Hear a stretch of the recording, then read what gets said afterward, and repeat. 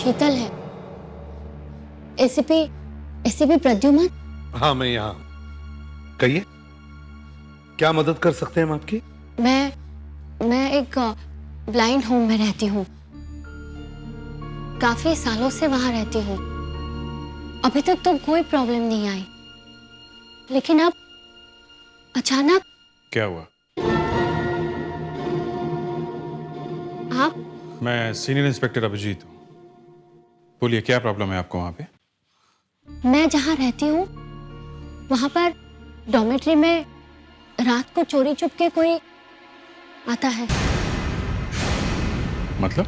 वो सब मैं नहीं जानती, कौन आता है, किस लिए आता है, वो सब मुझे कुछ नहीं पता। आपका कुछ सामान वगैरह चोरी हुआ है? हमारे पास चुराने के लिए है क्या सर?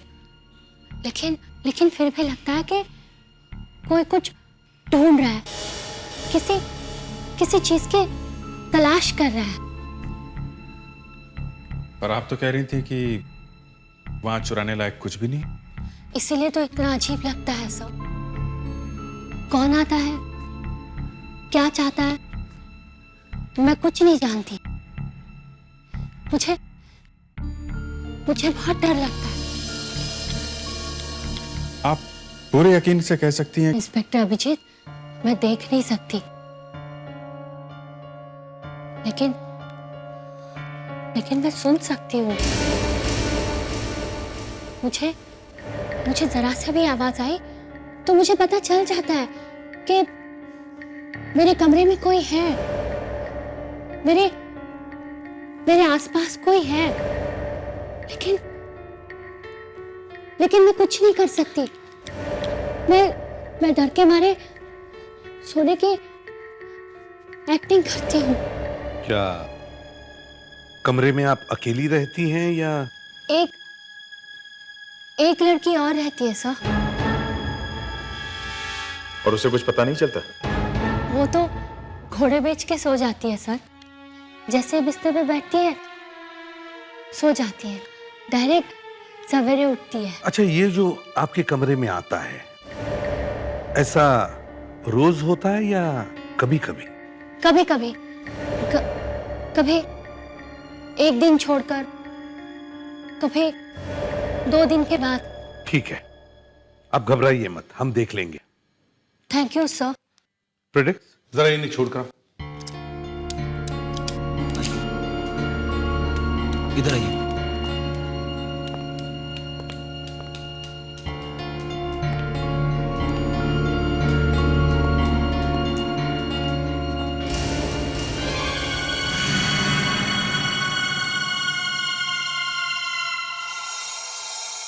क्या लगता है? सर, लगता तो है कि सच कह रही है। मगर सर, इस केस में हम क्या कर सकते हैं? हाँ, ना कोई खून हुआ है, ना चोरी या हमला। ये केस हमारे सीआईडी का नहीं है। फिर भी इस लड़की का डर कह रहा है कि कुछ भी हो सकता है। हमारा काम सिर्फ क्राइम का इन्वेस्टिगेशन ही नहीं, बल्कि क्राइम होने से रोकना भी है।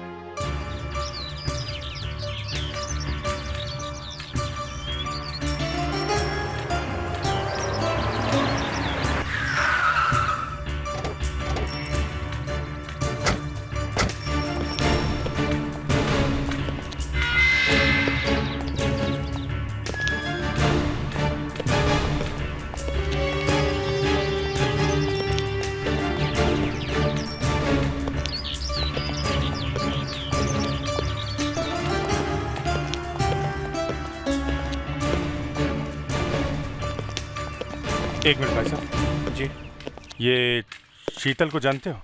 शीतल? वो 17 नंबर वाली? अरे साहब, उसकी बात मत करो। उसकी बहुत बड़ी प्रॉब्लम है। कभी तो अकेले में बैठकर रोती रहती है और कभी सबके सामने हंसती रहती है। कुछ गड़बड़ है। लेकिन साहब, उससे आप लोगों का क्या काम है?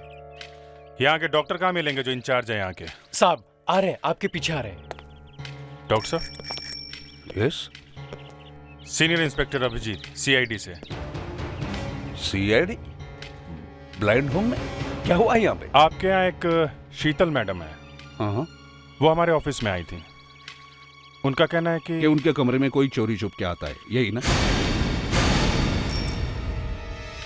जी हाँ। इंस्पेक्टर साहब, there is a saying in English, empty mind is devil's workshop. खाली दिमाग शैतान का घर होता है। अब इनकी इमेजिनेशन को हम कैसे रोक लगाएंगे? जरा सी भी आहट होती है तो उनको लगता है जैसे तूफान आ गया हो। आपको लगता है कि ये सब उनके मन का वहम है? बिल्कुल सही कहा आपने। Don't worry, she is safe over here. Bye bye.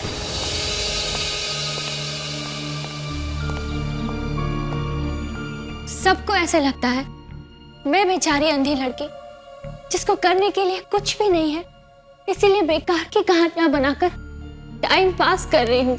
नहीं नहीं, हमने ऐसा कब कहा? लेकिन देखिए, हम आपकी बात पर विश्वास करके ब्लाइंड होम गए थे, बल्कि आपके लोगों ने कहा कि आपको थोड़ा ओवर रिएक्ट करने की आदत है। फिर भी हमने छानबीन की, मगर हमें वहां कुछ पता नहीं चला। बात तो वही हुई ना कि मैं झूठ बोल रही हूँ। देखिए मैडम, ब्लाइंड होम में हमने बहुत सारे लोगों से बात की है।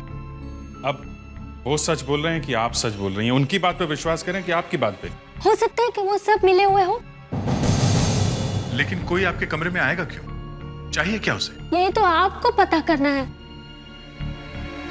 देखिए, हम पुलिस वाले हैं, हमें भी कई चीजें महसूस होती हैं।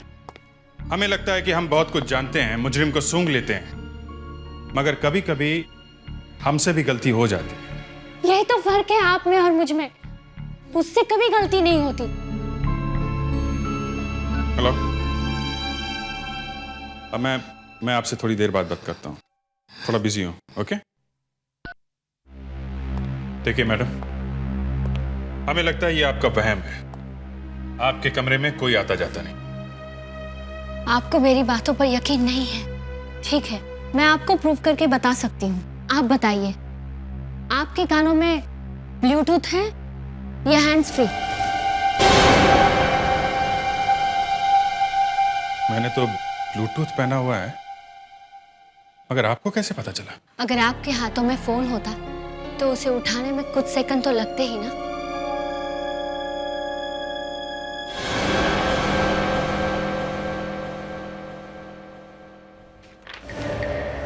इंस्पेक्टर दया, आप उस फाइल को कितना भी धीरे टेबल पे रखिए, मुझे उसकी आवाज सुनाई देगी। मिस्टर फेडरिक्स, आपका मोबाइल वाइब्रेटर पे है, कब से बज रहा है, उसे उठा लीजिए।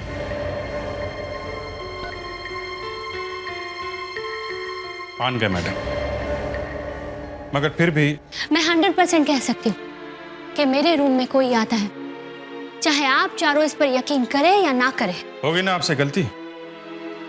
यहाँ इस रूम में 4 नहीं, सिर्फ हम 3 लोग हैं। शायद आप भूल गए, दरवाजे पे एसीपी साहब खड़े हैं। वाह। सर, ऊपर वाला जब किसी से एक चीज छीन लेता है तो उसे दूसरी ताकत भी देता है। हमें हल्की सी आहट भी सुनाई देती है जो हमारी आंखें नहीं देख सकती। सॉरी शीतल जी, लेकिन इस बार हम आपका केस सीरियसली लेंगे। आपको दोबारा शिकायत करने का मौका नहीं देंगे। आपके कमरे में जो भी आता है उसे जवाब तो देना ही पड़ेगा कि उसका मकसद क्या है। यह केस तभी सॉल्व हो पाएगा जब कोई ब्लाइंड होम में जाकर रहेगा और वहां की हर बात, हर आदमी पर लगातार नजर रखेगा। हम में से ही किसी को भेस बदल के जाना होगा। मगर सब कुछ बहुत समझदारी से करना पड़ेगा। ब्लाइंड की एक्टिंग करना इतना आसान नहीं है। सर, इस काम के लिए अभिजीत को भेज देते हैं। अभिजीत अच्छी एक्टिंग कर लेता है। आए? नहीं दया, मैं खुद जाऊंगा। सर आप? हाँ अभिजीत, क्योंकि मैं अच्छी तरह से जानता हूं कि जब आंखों की रोशनी चली जाती है तो कैसा महसूस होता है। एक बार अपनी आंखें खो चुका हूं मैं। इसका मतलब मैं मानता हो गया हूं। हाँ, मैं देख नहीं सकूंगा।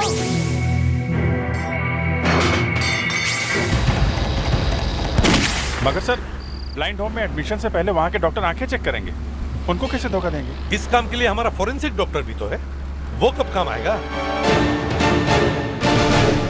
नो सर, मैं आपकी मदद नहीं कर सकती। ये मैं अपने लिए थोड़ी कर रहा हूं। फिर भी मैं दूसरे डॉक्टर को धोखा नहीं दे सकती। मुझे किसी भी हालत में उस ब्लाइंड होम में जाना है।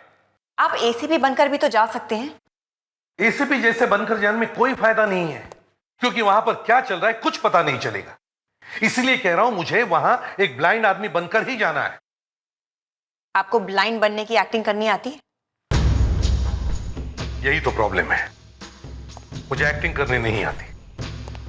इसलिए कह रहा हूं मेरी आंखों में डालने के लिए कुछ दो जिससे मैं एक ब्लाइंड लग सकूं। ठीक है,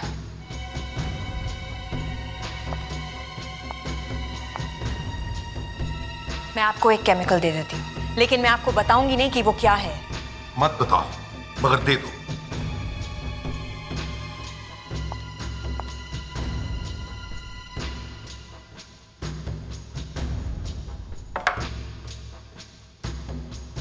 ये लीजिए, इसके 2 या 3 ड्रॉप्स अपनी आंखों में डालिएगा।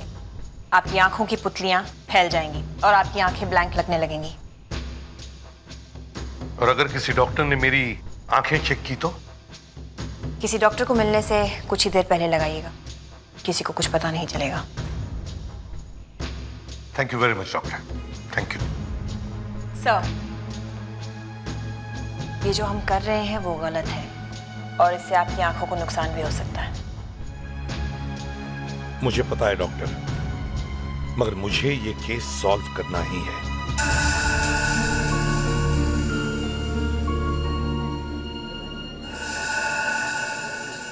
तो आपको डॉक्टर अग्रवाल ने भेजा है? हाँ, अच्छे इलाज के लिए। आपका नाम क्या? मेरा नाम पांडुरंग फुलसे है। मैं हीरो का कारीगर हूँ, बहुत साल से काम करता हूँ। इन्हें मशीन पर बिठा दो। जी, आइए, जरा संभाल के आइए इस तरफ से। या बढ़िए।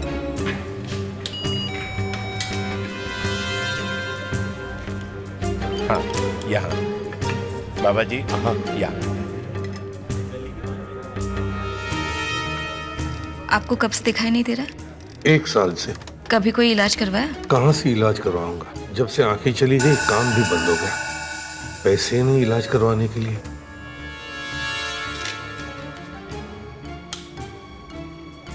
हो गया। Doctor Shah, yes, is totally blind.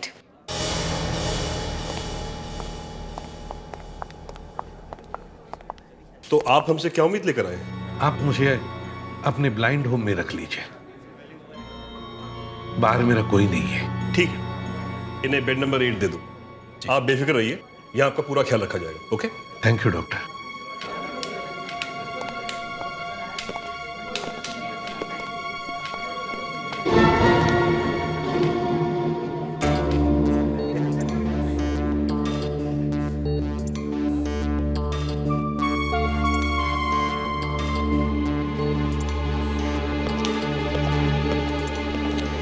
कौन था यार? New patient, totally blind. Totally blind? अगर ये वाकई ब्लाइंड है तो जब मैं अंदर आया तो इसकी आंखें थोड़ी सी सिकुड़ी क्यों, और वो रास्ते से ऐसे हटा जैसे टकराने से बचना चाहता हूं। भाई मुझे कहाँ रखोगे? मेरा कमरा कहाँ है? वहां आगे है। और यहाँ लेडीज का कमरा कहाँ है? पीछे की तरफ है। पीछे की तरफ? मतलब आमने सामने? क्या बात है, इरादा क्या है आपका? अरे कुछ नहीं भाई, बस कहीं गलती से उनके कमरे में न घुस जाऊं इसलिए पूछा। फिक्र मत करो, हमारे रहते कोई किसी के कमरे में नहीं घुस सकता। अच्छा, वो तो है ही। अब आई हैं तो पता चल ही जाएगा।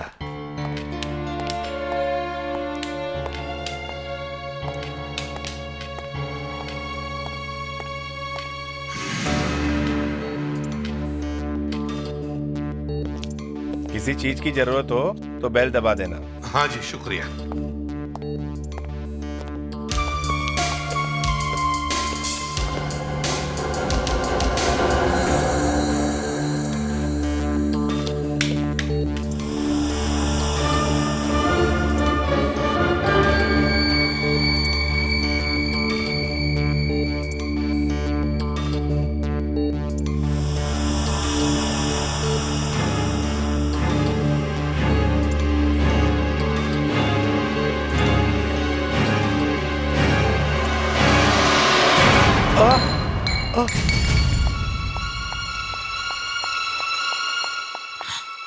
ये क्या किया आपने?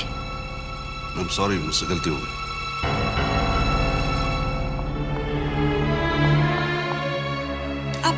रहमत, वो गलती से उनके हाथ से छूट गया। अब बैठिए आराम से।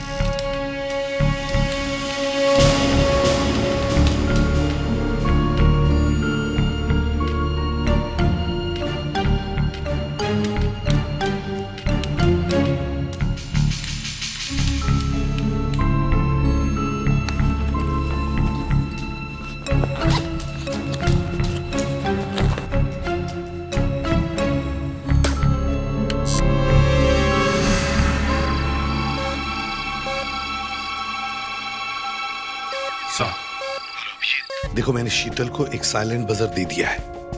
अगर उसके कमरे में कोई आया तो वो बजर बजा देगी। Okay sir.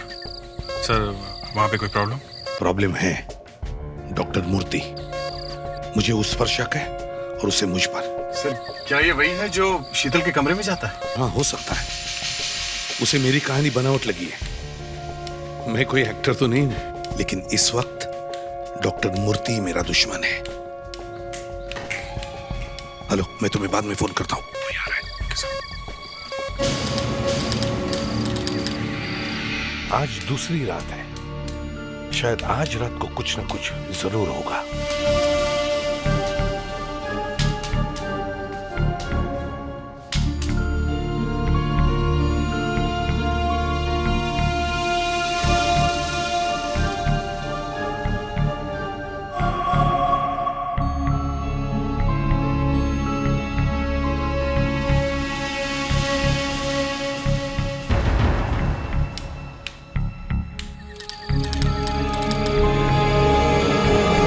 आज तीसरी रात है और अब तक कुछ भी नहीं हुआ।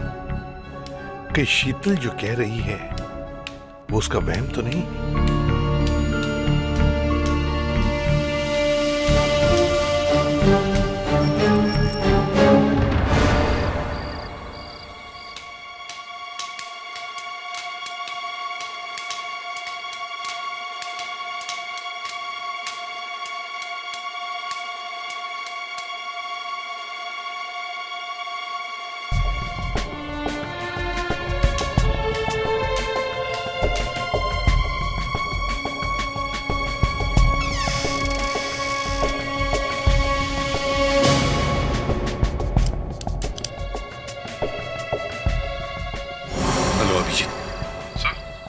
देखो, मुझे लगता है हम लोग यहाँ टाइम वेस्ट कर रहे हैं। 4 दिन हो गए शीतल के कमरे में कोई भी नहीं गया है और ना ही मुझे किसी भी तरह का कोई सुराग मिल पाया है। सर आज का दिन और देखते हैं।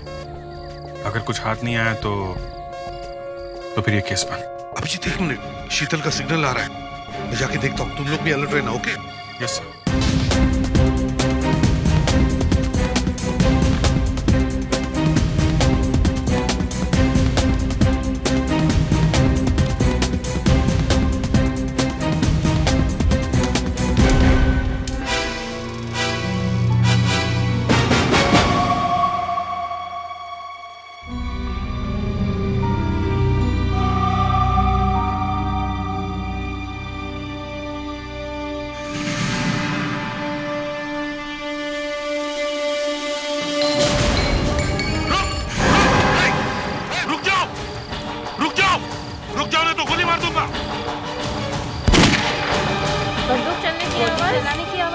गोली किसने चलाई? क्या हो रहा है? गोली किसने चलाई? मुझे डर लग रहा है। चलो चलते हैं यहाँ से। अरे गोली चलाने की आवाज। ये क्या हो रहा है? मुझे तो डर लग रहा है। क्या हो रहा है यहाँ पर? कौन है?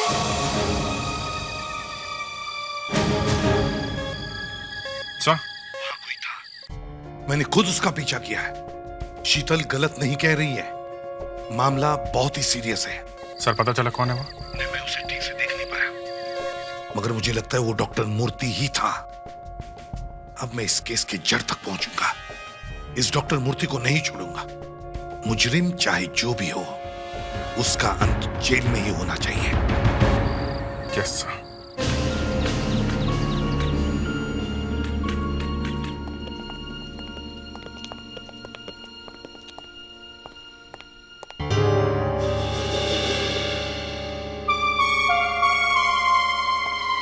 प्लीज मैडम, जरा प्लीज हटिए आप। 1 मिनट, सॉरी 1 मिनट हटिए प्लीज। सो क्या हो रहा है यहाँ?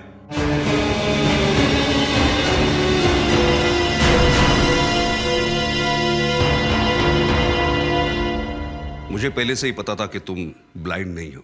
आप ठीक कह रहे हो डॉक्टर मूर्ति, मैं ब्लाइंड नहीं हूं और ना ही कोई मेरी आंखों में धूल झोंक सकता है। क्या मतलब?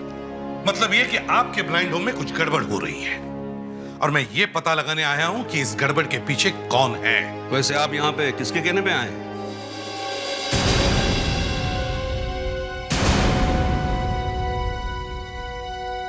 तो शीतल के कहने पे आप यहाँ पे आए हैं। लगता है आजकल सीआईडी के पास कुछ काम नहीं है। सीआईडी के पास सिर्फ एक ही काम है, क्राइम को रोकना और मुजरिम को पकड़ना। फिर वो मुजरिम चाहे जो भी हो, एक आम आदमी या आप जैसा डॉक्टर।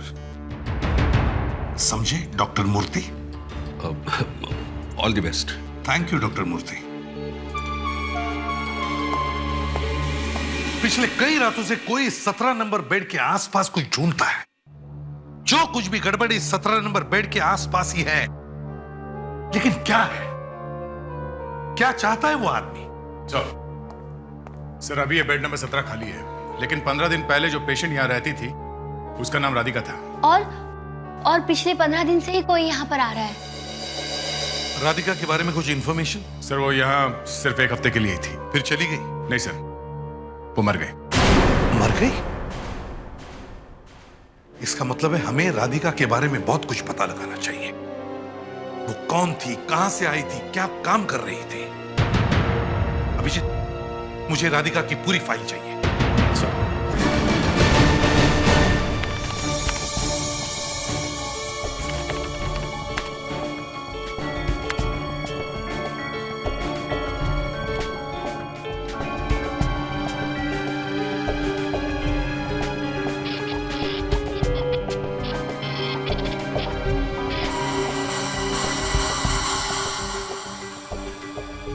सर राधिका एक ज्वेलरी शॉप में काम करती थी, सूरजमल डायमंड्स। 2 महीने पहले इसी कंपनी में 2 करोड़ के हीरों की चोरी हुई। किसी ने वहां के सेफ पे कुछ एसिड डालकर मजबूत मेटल से बने ताले भी गला दिए और हीरे लेके फरार हो गया। अगले दिन एक आदमी पकड़ा गया जो हीरे लेके भागने की कोशिश कर रहा था। उस पर गोली चली और वो मर गया, लेकिन वो हीरे कभी नहीं मिले। उस वक्त राधिका कहाँ थी? उसी दौरान राधिका ने काम पे जाना बंद कर दिया क्योंकि उसकी आंखों की रोशनी चली गई थी। उसने अपने बयान में कहा है कि गलती से उसने टॉयलेट में काम आने वाला एसिड अपनी आंखों में डाल दिया। केस बहुत बड़ा है सर। वो 2 करोड़ के हीरे आज तक नहीं मिल पाए। मुझे लगता है राधिका उन हीरों की चोरी करने वालों के साथ मिली हुई है और उसकी आंखों में जो तेजाब गया है वो वही है जिससे तिजोरी खोली गई और शायद उसी तेजाब की वजह से उसकी आंखें भी चली गई। हाँ सर, अगर ये केमिकल जरा सा भी आंख में गया तो आंख तो गई समझो। मतलब आदमी ब्लाइंड हो सकता है? ब्लाइंड तो होगा ही होगा, आंख में छेद हो जाएगा। ये देखिए, आप लोग जरा सा पीछे हो जाइए प्लीज। ये देखिए सर, ये लोहे का स्लैब है, इस पर इस केमिकल की ड्रॉप डालकर देखते हैं।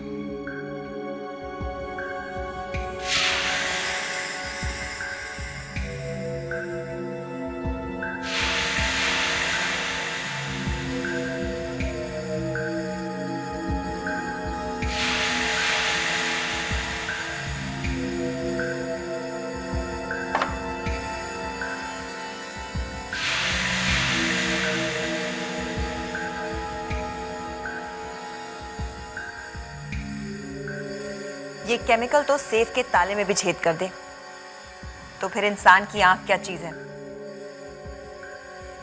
इसका मतलब है राधिका हीरो की चोरी में मिली हुई थी। जब लुटेरे तिजोरी पर ये केमिकल डाल रहे थे तो शायद गलती से ये केमिकल राधिका की आंखों में लग गया और उसकी आंखें चली गई। मगर हीरे कहां रखे हुए ये राधिका जानती थी, और राधिका तो मर चुकी है सर। हमें यह पता लगाना है कि राधिका की मौत हुई कैसे।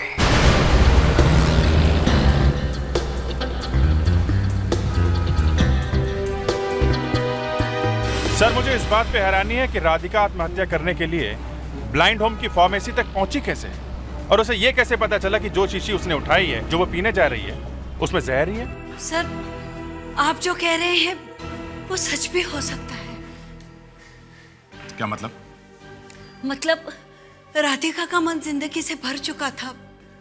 वो चीखती थी, चिल्लाती थी, मुझे मार दो, मुझे मार दो, मुझे मरना है, प्लीज कोई मुझे जहर ला के दो, मुझे मरना है, मुझे इस साल में नहीं जीना है, प्लीज मैं बहुत पैसे दूंगी, मुझे जहर ला के दो। ओह, इसका मतलब किसी ने पैसों के लालच में आकर उसे जहर दे दिया। जहां से उसने वो जहर की शीशी उठाई है उस अलमारी में तो हमेशा ताला लगा रहता है, तो फिर राधिका जहर तक पहुंची कैसे? सर जरूर किसी ने उसकी मदद की है। मतलब राधिका ने आत्महत्या नहीं की है, उसका खून हुआ है। सर मान ले ऐसा हुआ भी है तो कौन हो सकता है वो? ये तो ब्लाइंड होम में ही पता चलेगा। ब्लाइंड होम चलो। सर। हाँ सर, मुरली नाम का एक आदमी पिछले 9 साल से इस ब्लाइंड होम में रह रहा था, मगर राधिका के मौत के बाद अचानक उसने 2-3 दिनों में यहाँ से छुट्टी ले ली। क्यों? वो ठीक हो गया था क्या? उसकी आंखों के इलाज के लिए उसे बहुत सारे पैसों की जरूरत थी। उसका आई ट्रांसप्लांट हो सकता था, बस उसके पास पैसे नहीं थे, और पैसे उसे दे सकती थी राधिका। मतलब उन चुराए हुए हीरो से राधिका ने अपनी मौत खरीद ली है, और अब उन्हीं हीरो से मुरली अपनी आंखों का इलाज करवाएगा। सर यही वो खूनी है। जानता हूँ, और ये भी जानता हूँ कि मुरली जल्द से जल्द उन हीरो को हासिल करने की कोशिश करेगा। दया, मुरली के बारे में और कुछ पता चला है? सर डॉक्टर लीना कामत ये केस देख रही थी, उन्हीं से कुछ पता चलेगा सर। मुरली का एक भतीजा है अरविंद। मुरली ने उसे कई बार बुलाया, लेकिन इतने सालों में ना ही वो कभी उसे मिलने आया और ना ही कभी उसकी पूछताछ की। लेकिन 2 दिन पहले मुरली ने अरविंद को फिर से फोन किया। किस लिए? उसे मिलने के लिए। और वो मिलने आया? हाँ, इस बार वो आया भी और उसे डिस्चार्ज करवा कर लेकर भी गया। तो इसका मतलब है मुरली हीरो के बारे में जानता है। मुरली ने अरविंद को हीरो का लालच दिया और अरविंद उसे बाहर ले गया। डॉक्टर, क्या आप बता सकती हैं ये अरविंद रहता कहां है? आप ऑफिस रिकॉर्ड्स में देख लीजिए, एड्रेस मिल जाएगा आपको।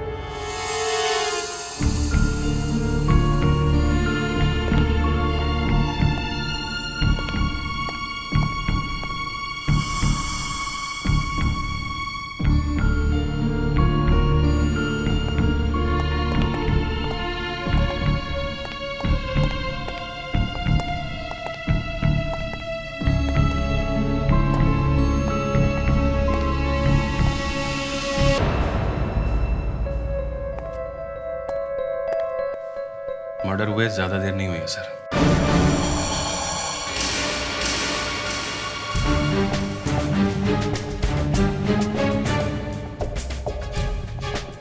सर ये देखिए सर, लगता है मरने से पहले इन दोनों में से किसी ने फोन किया हो। देखो लास्ट नंबर कौन सा डायल किया है।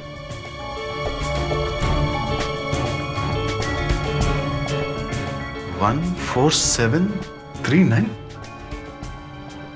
पर ऐसा तो कोई नंबर होता ही नहीं है कहीं पे भी। हाँ, और अगर ऐसा नंबर है नहीं तो फिर इसने डायल क्यों किया? सर, ये कई कंपनियों के ट्रैवल ब्रोशर्स मिले हैं। लगता है कहीं भागने की तैयारी में थे। सर, इनकी बॉडी पे बहुत सारे निशान हैं। शायद इन्हें टॉर्चर किया गया है। कुछ उगलवाना होगा। जिसने भी इन दोनों का खून किया है वो इन हीरो के बारे में जानता है और इन हीरो के वजह से इन दोनों का खून हुआ है। देखना ये है कि इस 14739 का इस खूनी के साथ क्या लेना देना है। शीतल को लगता था कि उसके कमरे में चुराने के लिए कुछ भी नहीं है, लेकिन उसे यह पता नहीं था कि उसके कमरे में 2 करोड़ के हीरे छुपाए गए हैं और उन्हीं को ढूंढने के लिए कोई उसके कमरे में जाता था।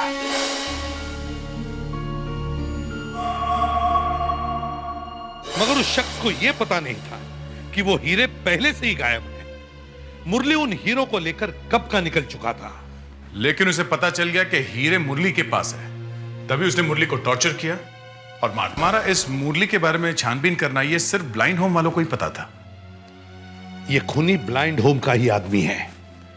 वो ना सिर्फ राधिका और मुरली बल्कि हमारी हर बात की खबर रखता है और मेरा तो शक अभी भी डॉक्टर मूर्ति पर ही है। मगर उसे पकड़ने के लिए हमारे पास कोई सबूत नहीं है सर। हमारे हाथ में तो सिर्फ यही एक क्लू है, 14739। क्या हो सकता है ये 14739?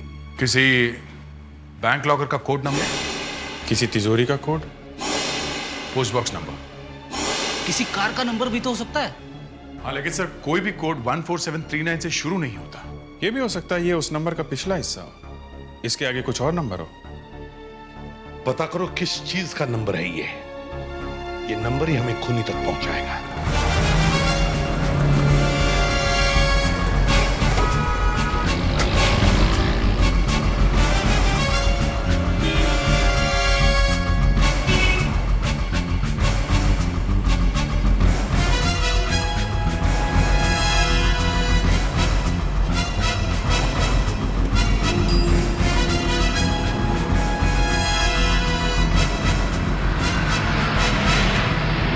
सर 200 से ज्यादा बैंक डिपॉजिट और 4000 से ज्यादा कारों के नंबरों में ये कॉम्बिनेशन है सर। सर करीब 15,000 नंबरों में ये कॉम्बिनेशन मिले हैं।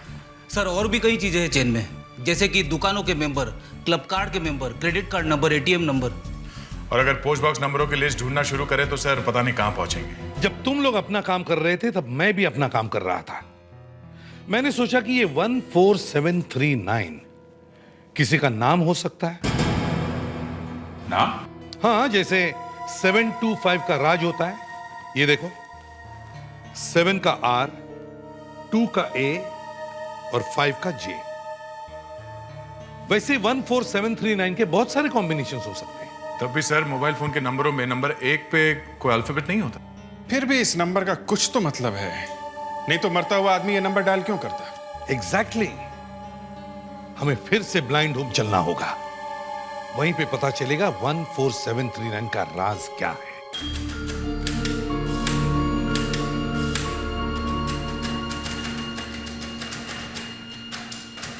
क्या मुरली ने कभी आप लोगों के साथ 14739 नंबर के बारे में बात की थी?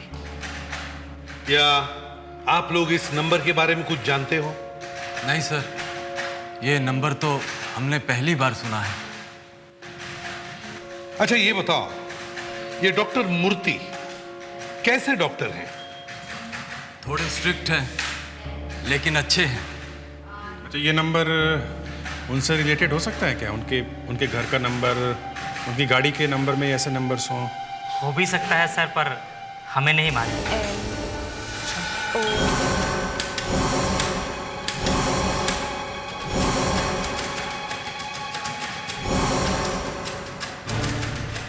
क्या हुआ सर? अभिजीत, इस 14739 नंबर का ब्रेल स्क्रिप्ट के साथ कोई कनेक्शन हो सकता है क्या? क्या मतलब सर? मतलब ये कि मुरली देख नहीं सकता था। अगर वो कुछ लिखना चाहता था तो कौन सी स्क्रिप्ट में लिखता? वो तो ब्रेल स्क्रिप्ट में ही लिखता। Yes sir. दया, मुझे एक पेपर और पेन दो।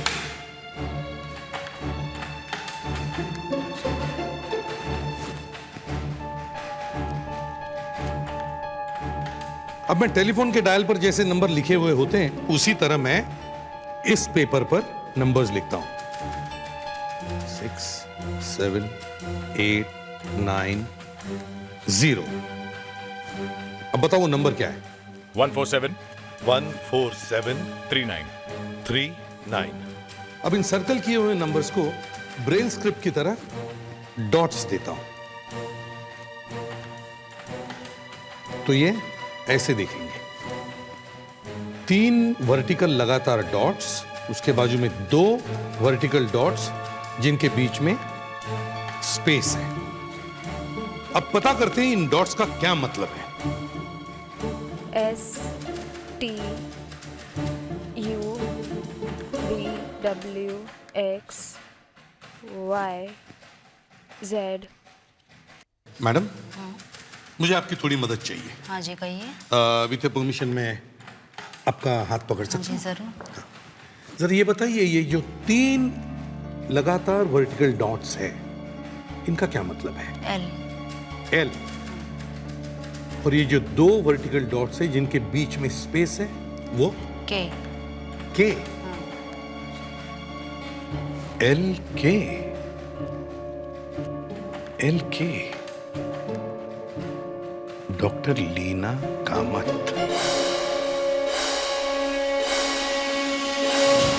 माय गॉड, मुरली हमें यही तो बताना चाहता था। सर, लीना कामत ने हीरो की चोरी की खबर अखबार में या टीवी पे देखी होगी।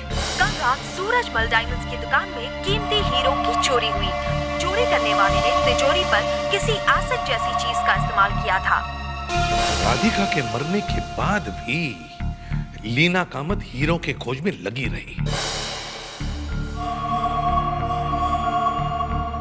मगर जब हम मुरली तक पहुंचने की कोशिश कर रहे थे तो लीना कामत हमसे पहले वहां पहुंच गई और जैसे ही उसे हीरो के बारे में पता चला उसने मुरली को मार दिया। मगर मुरली ने मरने से पहले लीना कामत का नाम टेलीफोन पे लिख दिया। लीना कामत इस वक्त कहां होगी?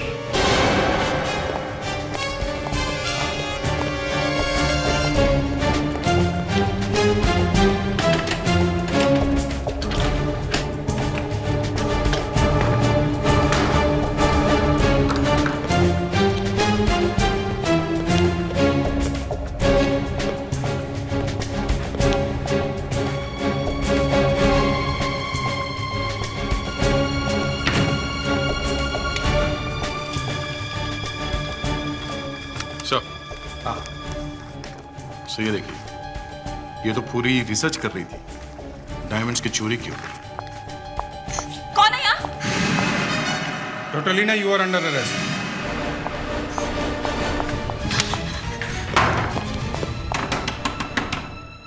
देखो, अंदर छुप के बैठने का कोई फायदा नहीं है, बाहर आओ। दरवाजा तोड़ दो। सर,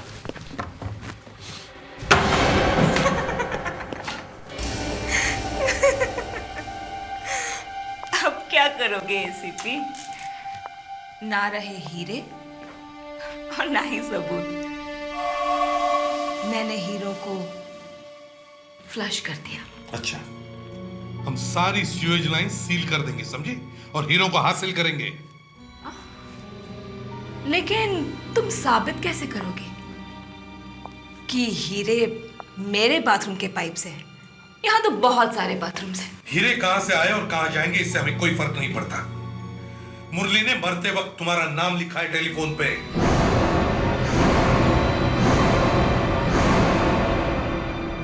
हमारे पास और भी सबूत है डॉक्टर लीना कामत, आपको फांसी के तख्ते तक पहुंचाने के लिए।